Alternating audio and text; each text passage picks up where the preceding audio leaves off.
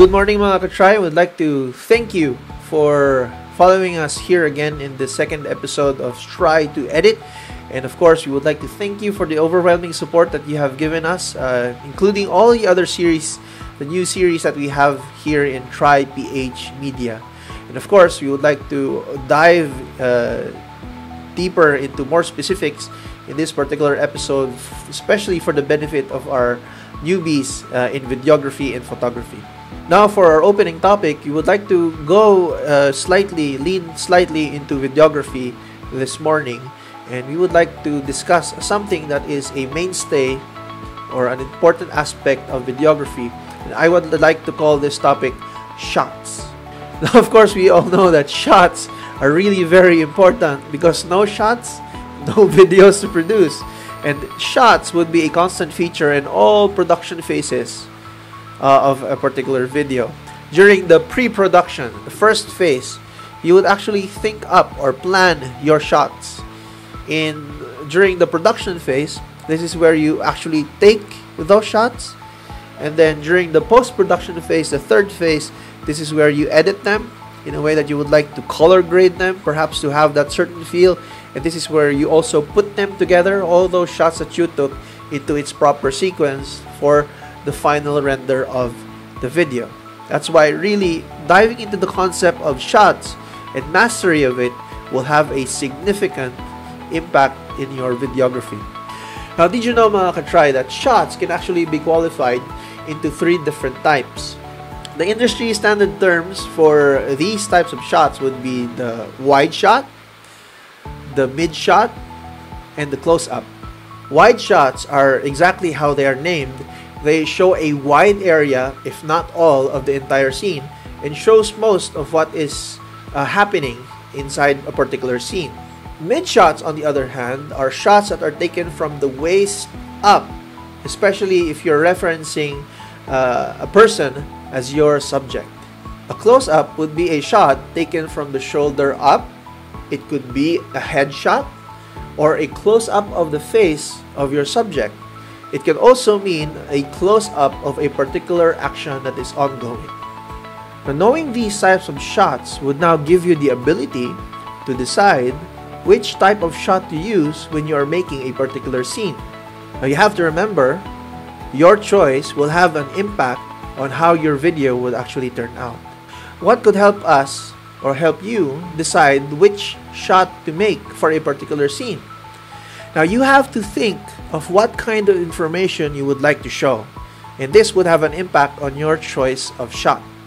For example, if you would like to highlight an ongoing action or interaction between two or more characters, or perhaps what is happening around in a scene, then a wide shot or a mid shot would be a good choice. But let's say, for example, on another scene, your character is actually showing intense emotion, perhaps by way of a facial expression. Then a close-up would be a better choice. An additional pro tip: wide shots can actually be good in projecting or setting a particular atmosphere, a mood, or a feeling in your shots. For example, you would like to take a wide shot of a busy street. Now, that would give your audience that rushing feeling of that daily commute or that traffic in that particular scene. Or if you would like to set something like a mood of an atmosphere of loneliness, then a wide shot of a room with your character on the far side of that room would actually have that effect, that lonely atmosphere, that lonely mood in that particular shot. When you are shooting, try your best to have a good combination of these types of shots and make sure that you show more information from one shot to the other. That would actually be a good way to keep your audience interested. Now, a great way to plan your shots is to make what we call a storyboard. Now, a storyboard is a series of drawings or photographs that show how certain scenes would be shot and in what particular sequence. What have we learned so far? Now, we have learned that there are three different types of shots: the wide shot, the mid shot, and the close-up shot. Now, having a good combination of these shots would actually have a very good effect on our videos. Now, whatever kind of or type of shot you choose for your videos, there are two aspects that we still need to master to make sure that your shot would be usable. Now, these two aspects would be framing and angles. Now, like in photography, applying the rule of thirds would be a good start for one to train oneself in proper framing. But also in photography, we are also encouraged to break that rule in the name of artistic choice. But in videography, if you make a wrong choice in framing, it can actually distract your audience from the story that you're trying to tell. That's why proper framing is very important in making videos. Now consider these two shots. Which one feels more natural and easy on the eyes?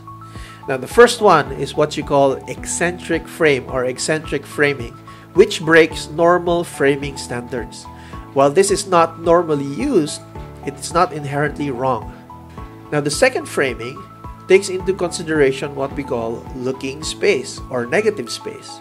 The general rule is if the subject is not looking directly at the camera or the subject is looking outside of the frame, he has to have enough space to look into. Now this makes for a more natural flow of the scene. Now, filming horizons can also benefit from proper framing. Usually, horizons are best to be positioned either on the upper third of the frame or the lower third of the frame. Now, let's move forward to angles. Now, angles can add another dimension to the way that you tell your story. For example, a higher angle can make your subject look weak or small, but a lower angle will make your subject appear more dominant in the scene. And if the angle is just right at face level, then it makes for a more normal scene. So there we go. I hope you were able to get all those wonderful points about shots.